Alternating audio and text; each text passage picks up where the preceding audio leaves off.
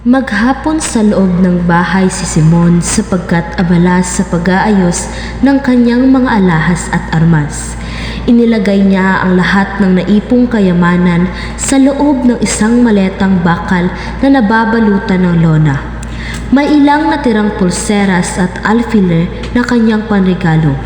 Kaagad siyang bumaba nang mahagilap ang kapitan mula sa bintana ng kanyang silid.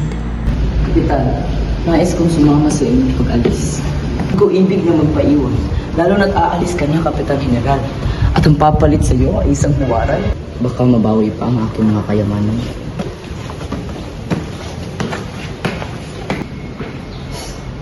Kaya ka ba aalis dahil ayaw mong mahiwalay sa kapitan at nakuha mo na ang pera ng mga Indio?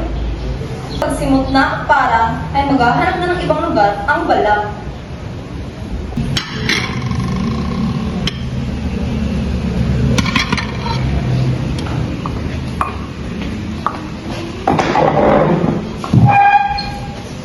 Utusan, kapag may binata ang nagngangalang Basilio, pupunta rito. Iyong papasukin at iyong pakainin na. Susunod po, Senyor.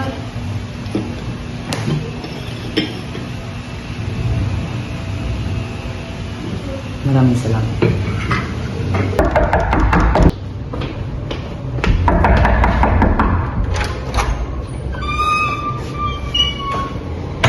Basilio, ano nangyari sa iyo? Pumasok ka, pumasok ka.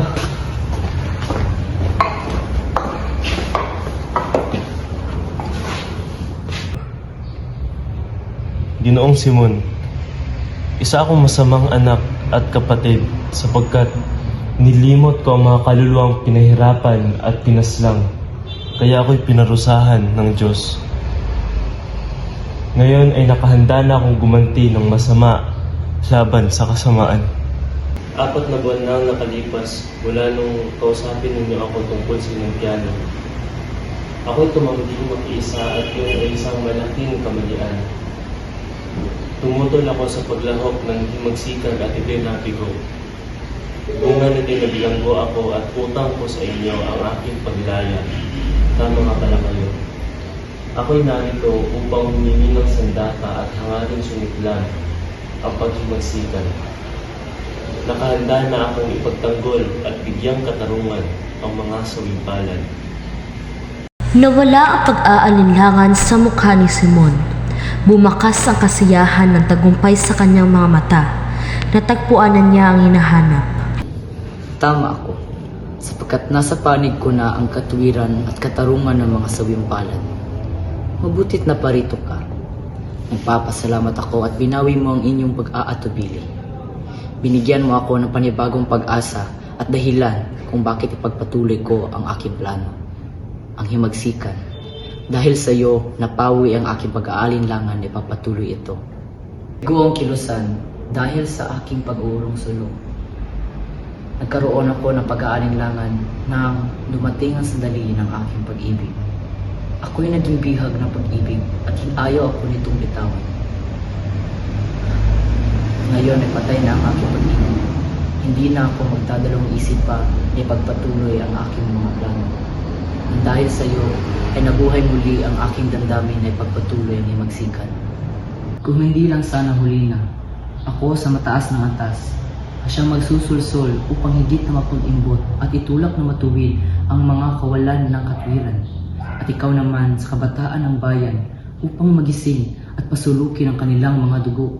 Walang nakikisa sa akin sa mga taong mayayaman at matatalino dahil sa kahinaan ng loob, pagiging makasarili at paniniwala sa magagawa ng kabataan.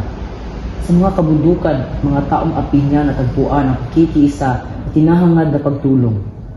Ngunit hindi bale, kung hindi man tayo nakasumpong sa isang makinis na estatwa, hayaan na lamang natin ang magaspang na bato ating tatapisin ang umuhubog ng kanilang bukas. Tara, may nais akong papakita sa iyo sa aking laboratorio. Nagpunta sila sa laboratorio at doon ipinakita ni Simon ang kanyang ginawang produkto.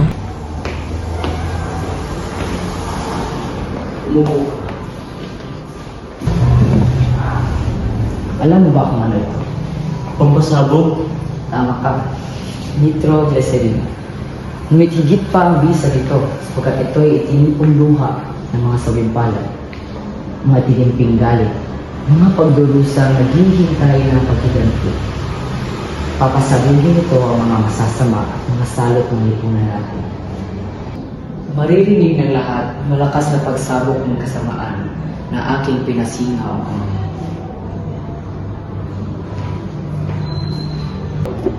Magbibigay ito ng liwanag sa paligid ng 20 minuto.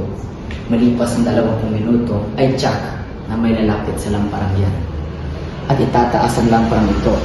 Sa oras na itataas ang lamparang yan, ito'y sasabog sa buong sambayanan at siguradong wala ang liligtas. Kung ganun ay wala na akong ibang itutuloy. May iba kang kailangan gawin. At na alas 9 ay sasabog ang bomba.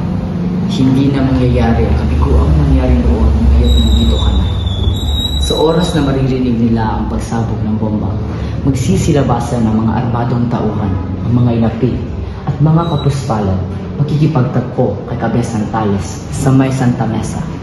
Sa kabilang dako ay magsisilabasan sa mga kwartel ang mga sundalong sigurado akong magkakaroon ng pag-aalsa upang magkaroon ng dahilan ng manatiling kapitan nila. Babarilin nila ang lahat ng aking ituturo. Lahat? Oo, lahat. Patayin ang mga turo, sapagkat sisilang lamang sila na lahing mahina ang ito. Kailangan mabuhay ang lahi natin. Ano ba sila? Natatakot ka ba? Hindi kinabutan.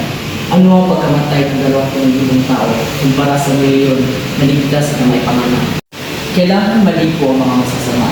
Mula sa dugo, hindi na kahit kailanman ang magpapaapi at magpapaanipin. At ano ang sasabihin ng mundo sa katimbal-timbal na pangyayari nito? Pupurihin ng mundo ang pangyayari nito sapagkat palagi na lang ng binibigyan at ang ilang lakas. Hindi ba't kinalakpakan ng Europa ang mga taong taga-kanluran sa pagpatay ng mga Indio sa Amerika? Ganon din ang kanilang galak nung nalupigan ng Portugal ang Moluccas at nang halos naubos ng mga Inglaterra ang mga lipi ng Pasipiko para lamang may mapuntahan ang mga taong nilikas. Mas mahalaga ang bunga kaysa sa sanhi. Gawing mahusay ang gawain masama at ito ay higit na paghamaan ng karamihan kaysa sa mabuting gawain ng isang taong hiling. Sige, sangayon ako. Ano ba sa akin kung sila'y pumalakpak at pumamagya?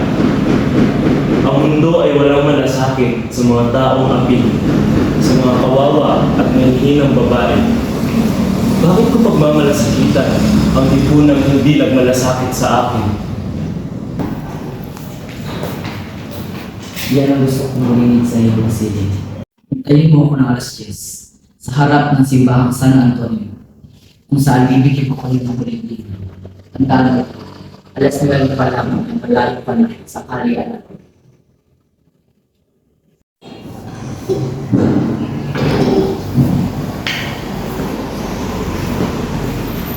Hanggang mamaya,